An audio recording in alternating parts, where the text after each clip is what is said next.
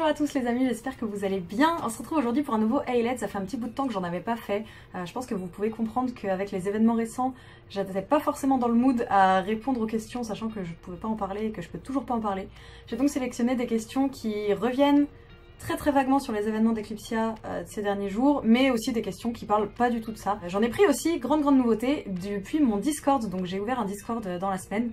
Et je voulais vous remercier d'avoir été hyper réactifs et d'avoir dès maintenant intégré ce Discord pour faire une petite famille. Si jamais vous voulez y accéder, je vous mettrai le lien ici et dans la barre de description. Du coup, j'ai pris 3 questions de Discord, 3 questions de Twitter.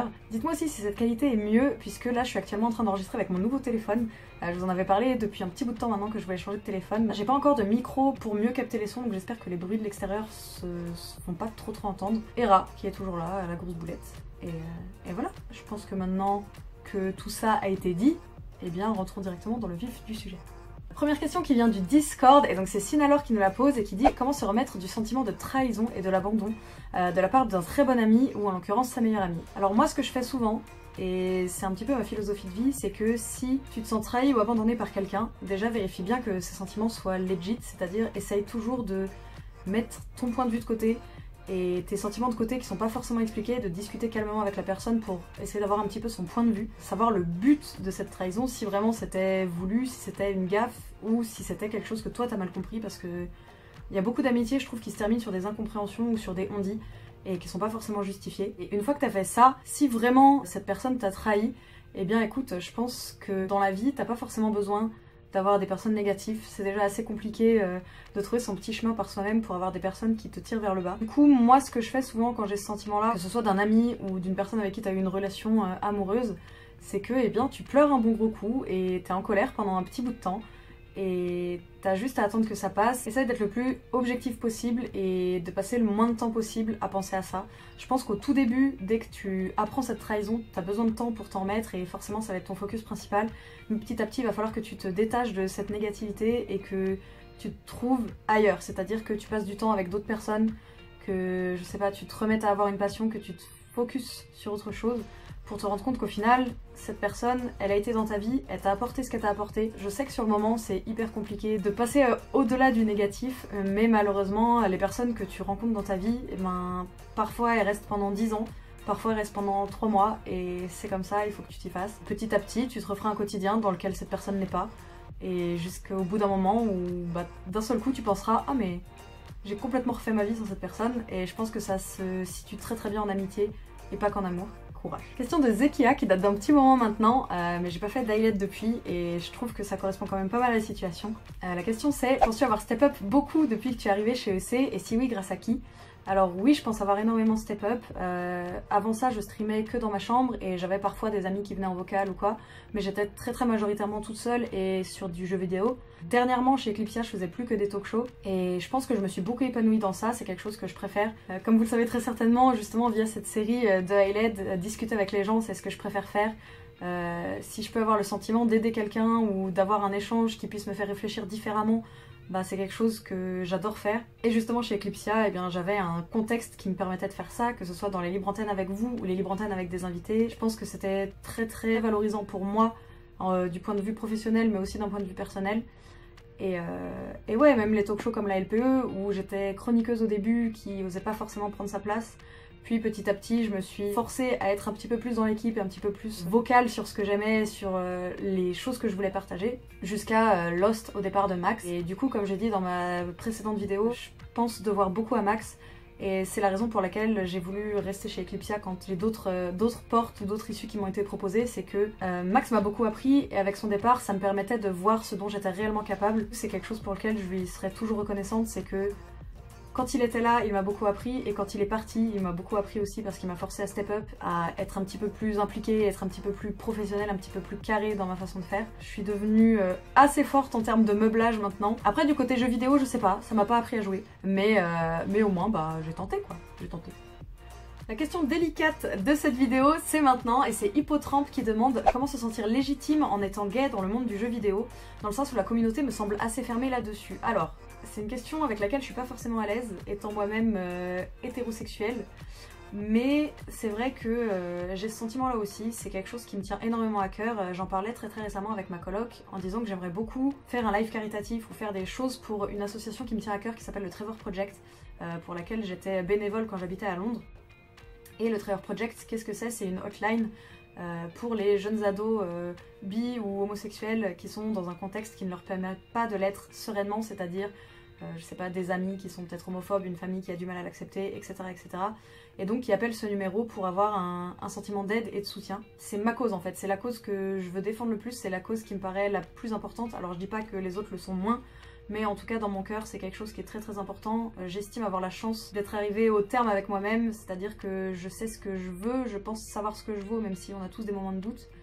Et je sais que c'est quelque chose qui n'est pas donné à tout le monde. Et cette confiance en moi, j'aimerais bien que tout le monde l'ait parce que je pense que c'est la raison principale de beaucoup de malheurs dans notre monde, ou en tout cas notre monde développé qui ne souffre pas du manque d'eau, du manque de nourriture, etc. etc. Et c'est vrai que c'est une œuvre que je me sens pas prête à montrer au jour dans ce milieu-là, puisque comme tu le dis, j'ai encore le sentiment que c'est un milieu qui est très pas forcément homophobe, mais qui joue beaucoup sur les codes ah t'es gay, ah t'es pédé, etc., etc. Du coup j'ai pas forcément de conseils à te donner, ou en tout cas ce serait peut-être un petit peu hypocrite de ma part de t'en donner, mais pour moi ça devrait même pas être une question en fait, c'est-à-dire que ta sexualité ne devrait en aucun moment t'empêcher de faire quoi que ce soit, tout comme moi le fait d'être une fille devrait pas m'empêcher de faire quoi que ce soit.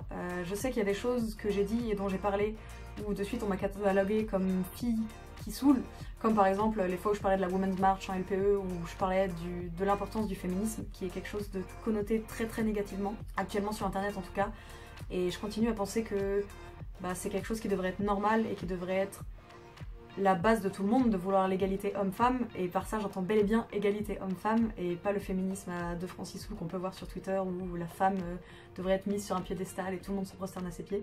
Mais pour moi la légitimité c'est aussi à toi d'aller la récupérer en fait. T'es gay et alors ça te définit pas, c'est pas parce que t'es gay que tu vas sauter au cou d'un joueur de League of Legends parce que t'es attiré par lui. T'es quelqu'un de normal et ça devrait pas à aucun moment affecter ton travail ou ton gameplay ou ta rédaction, je sais pas, peu importe ce que tu fais dans ce milieu-là. Donc je pense honnêtement que ça vient avec l'acceptation de soi et qu'il faut que tu réussisses à t'accepter et que tu fasses fi du regard des autres. Et je sais que c'est très compliqué, mais malheureusement, si même toi t'envisages le fait que ta sexualité puisse être un problème, comment tu veux que les autres ne voient pas ça comme un problème? C'est quelque chose de très compliqué et je pense aussi qu'en disant ça, en vrai ce serait pas à toi de faire cet effort supplémentaire, mais malheureusement, actuellement, on est dans un milieu qui est pas prêt à le faire, donc si tu le fais pas, personne ne le fera. C'est ton travail qui doit montrer ta légitimité et pas ta sexualité et pas laisser les autres te dire ce que tu peux ou ne peux pas faire. Next, c'est Niroga qui demande comment faire pour garder le sourire ou te remettre d'un moment de déprime. Alors tu tombes à point nommé, pour t'en remettre, c'est con hein, ce que je veux dire, c'est très con, mais pour te remettre d'une déprime, il faut que tu l'acceptes en fait. C'est-à-dire que c'est normal d'avoir ces moments où tu te sens faible, c'est normal de te sentir comme une petite crotte triste et que t'arriveras plus jamais à sortir de ton lit et que t'as tous les malheurs du monde et que la vie c'est de la merde. Je pense honnêtement que ça nous arrive tous à un moment, que ce soit justifié au terme du monde général ou pas. Je pense que chaque déprime et chaque tristesse se vaut, même si évidemment quelqu'un qui meurt de faim a peut-être plus le droit d'être triste que quelqu'un qui vient de rompre avec son mec. Mais je pense honnêtement que toute tristesse doit être vécue. Comme dit dans un de mes romans préférés, Pain demands to be felt, c'est-à-dire que la douleur doit être entendue et c'est un fait. Tu vas forcément devoir passer par ce moment-là où tu seras une petite crotte, comme tout le monde a été une petite crotte un jour dans sa vie. Après, t'auras ce petit move où tu te diras bon ma vie peut pas continuer comme ça parce que sinon c'est vraiment de la merde. Et donc petit à petit, tu vas te remettre à faire des activités, tu vas te mettre à sortir. Parfois devoir te forcer parce que ouais, il y aura des moments où tout va bien et puis d'un seul coup ça ira pas bien et il va falloir que tu fasses avec. Je pense que malgré tout il faut quand même continuer à vivre, il faut se forcer un petit peu au début, se forcer à sortir de son lit, se forcer à se faire à manger, forcer à, je sais pas, ranger ta chambre comme moi je l'ai fait juste avant de filmer cette vidéo. Il va falloir toujours que tu te forces et petit à petit, à force de te forcer, ce sera devenu normal et tu te forceras plus et puis tu vas t'en remettre petit à petit, tu seras de moins en moins triste.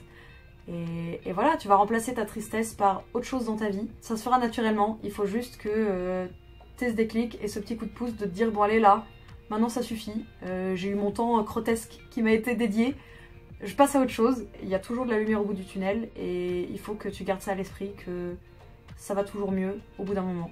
Avant-dernière question, c'est Neybaf qui demande « Est-il important d'avoir de l'attachement avec sa famille, avoir des liens ?» Alors, là je vais partir dans un moment racontage de vie. Moi j'ai une histoire familiale très compliquée, dans laquelle je rentrerai pas en détail parce que c'est très personnel et j'ai pas forcément envie. J'ai une philosophie de vie qui part du principe que toute personne négative dans ta vie ne mérite pas d'y rester, famille ou non. Alors je sais que ça peut être à débattre, parce que bah évidemment la famille c'est ton sang, la famille on en a qu'une, etc. etc. Je suis pas forcément d'accord. Après moi je suis un caractère qui est très solitaire. Quand je suis seule je vais pas déprimer, si je vois personne pendant 4 jours, ben c'est pas grave, y a pas de souci, je vois personne. Et je sais que pour certains types de profils, c'est compliqué à accepter. De se dire que ben si on a plus de famille, on a personne qui est obligé de nous aimer. Moi c'est un concept que j'aime pas du tout. Être obligé d'aimer quelqu'un sous prétexte que, je sais pas, vous êtes nés des mêmes parents ou que ces personnes t'ont mis au monde ou que vous êtes un cousin germain et que donc forcément, vu que vos parents se connaissent parce qu'ils sont frères et sœurs, et bien t'es obligé de les côtoyer. Non. S'il y a une personne qui est négative dans ta vie et qu'elle t'apporte rien de bon, moi je trouve ça tout à fait normal de la sortir de ta vie. Après, c'est vrai que j'ai aussi une relation particulière avec ma famille dans le sens où on se donne pas énormément de nouvelles. Enfin pour ça je suis la première coupable, donc je vais reformuler, je ne donne pas énormément de nouvelles à ma famille. Je les appelle de temps en temps quand je me sens coupable, quand c'est par exemple la fête des pères, la fête des mères, les anniversaires j'appelle, Noël j'appelle, et c'est sensiblement pas les seules nouvelles que je donne, mais c'est les seules fois plus ou moins où je pense à donner des nouvelles. C'est pas rare que mes parents m'envoient des messages pour me dire « Eh oh, qu'est-ce que tu deviens? On attend tes nouvelles, on sait pas ce que tu fais de ta vie, qu'est-ce qui se passe ?» Je sais que ça peut être handicapant et je sais que ça fait sûrement beaucoup de mal à mes parents. Malheureusement, je suis un petit peu comme ça. Mais c'est vrai que ma famille à côté, ben, je pense notamment à mon frère, on se parle très peu, voire jamais, alors qu'on habite tous les deux à Paris maintenant. Pourtant, à côté de ça, eh ben, je sais très bien que si un jour j'ai besoin de quelque chose ou si lui a un souci, je serai la première à être là à sa porte et vice versa. Donc je te dirais que non, c'est pas important d'avoir de l'attachement à ta famille. Je pense honnêtement que t'as pas à te sentir coupable si tu ressens pas de lien, si tu ressens pas de points communs avec ta famille. Parce qu'après tout, ben, c'est juste des gens qui font partie de ta vie parce qu'ils sont obligés de base. Et je pense pas que ce soit un raisonnement sain. Maintenant, si tu te sens coupable de pas avoir d'attachement avec ta famille ou de pas en être assez proche, ben peut-être que toi t'es ce genre de personne qui a besoin d'attachement et à ce moment-là, essaye peut-être de faire les efforts, essaye de leur parler plus régulièrement, essaye de trouver des points communs, de discuter et vois où ça peut mener, mais dans aucun cas je pense que tu as besoin de te sentir coupable dans le fait de ne pas avoir d'affinité particulière avec ta famille. Et je pense que l'important c'est d'avoir un cadre, que ce soit tes amis, que ce soit ta famille, que ce soit des collègues. Je pense que la famille la plus importante c'est celle que toi tu crées. Moi je sais qu'il y a des choses dans lesquelles je fais plus confiance à mes amis qu'à ma propre famille, tout comme il y a des choses dans lesquelles je fais plus confiance à ma famille qu'à mes amis, et c'est comme ça. Je pense que tu as besoin d'un équilibre, et pour moi jongler entre les deux c'est la chose la plus saine que tu puisses faire. Dernière question, et c'est celle qui m'a été le plus posée, donc j'ai pris cet exemple-là de Okage, je sais pas, qui dit « Penses-tu qu'il serait possible de recréer une web TV avec les anciens d'Eclipsia et la TV LOL? Je pense que ça pourrait marcher. » Alors j'ai eu énormément de questions de ce type. Est-ce que tu vas continuer à voir les anciens collègues comme Kenny, Xari? Est-ce que vous allez faire des projets ensemble? Est-ce que vous allez faire des vidéos ensemble? Je pense pas que recréer une web TV soit possible. Alors je pense que c'est possible, et je vais parler qu'en mon nom. Pour l'instant, c'est pas mon projet. Là que j'ai été libérée, je me sens pas prête à rejoindre une autre web TV ou même créer une autre web TV. Je me sens pas prête à m'investir dans un projet qui n'est pas uniquement un projet personnel. Parce que ben, j'ai pas le recul nécessaire. J'ai besoin de mon temps pour faire ce petit deuil de mon cadre que j'avais pendant un petit peu plus d'1 an maintenant. J'ai besoin de ce temps où je veux profiter de ma liberté, j'ai envie de faire des projets perso à moi. Je vais lancer plusieurs séries sur YouTube, j'ai des choses en dehors de YouTube aussi qui vont arriver, je vais refaire des streams perso très bientôt. J'ai beaucoup de choses que j'ai envie de faire, et pour pouvoir faire ces choses-là, j'ai besoin de devoir me concentrer uniquement sur moi et sur ce que moi je veux faire. Et c'est pas compatible avec quoi que ce soit d'autre dans ma vie actuellement. Maintenant, pour ce qui est de faire des projets comme des vidéos ou des, je sais pas, des streams en duo avec Kenny, Xari, n'importe qui, ce sera avec plaisir que je continuerai à travailler avec eux, que ce soit sur une vidéo, que ce soit sur un stream, que ce soit une série, peu importe. C'est des gens que je tiens énormément dans mon cœur et que j'ai pas envie de faire sortir de ma vie. Et des gens avec qui j'aime beaucoup travailler, donc ce sera avec un grand plaisir que je ferai des choses avec eux. On n'a rien de prévu, je pense qu'on est tous un petit peu dans notre flou à attendre, voir ce qui va se passer avec Eclipsia, puisque comme vous le savez, l'histoire avec Eclipsia n'est pas encore finie et ça prendra un petit peu de temps avant de se décanter. Je sais pas quoi répondre à cette question, mais je voulais quand même l'aborder parce que, comme je vous l'ai dit plus tôt, vous êtes énormément à me l'avoir posé. Parce que l'envie de retravailler ensemble est réciproque avec plusieurs personnes d'Eclipsia. Donc on verra, la porte reste ouverte. Et voilà les amis, c'est tout pour aujourd'hui. J'ai eu beaucoup de questions et j'avais envie de tacler les questions les plus importantes maintenant, comme ça au moins j'y ai répondu. Et on peut passer à autre chose. Je vous fais des bisous, n'hésitez pas à utiliser le hashtag ALED si vous avez besoin, si vous voulez poser une question. Mes DM restent ouverts sur Facebook, il y en a pas mal qui m'ont posé cette question aussi. Sur Discord aussi, je vous rappelle que vous avez le lien dans la description. Et je vous fais de gros bisous, je vous aime très fort, je vous le dis tout le temps, mais je vous le répéterai encore et encore et encore. Merci beaucoup pour votre soutien, merci beaucoup pour vos messages ces derniers jours, vous avez été incroyables et vous m'avez plus porté vers le haut que ce que j'aurais espéré. J'espère qu'on va faire un bon bout de chemin ensemble et prenez soin de vous et on se voit très vite.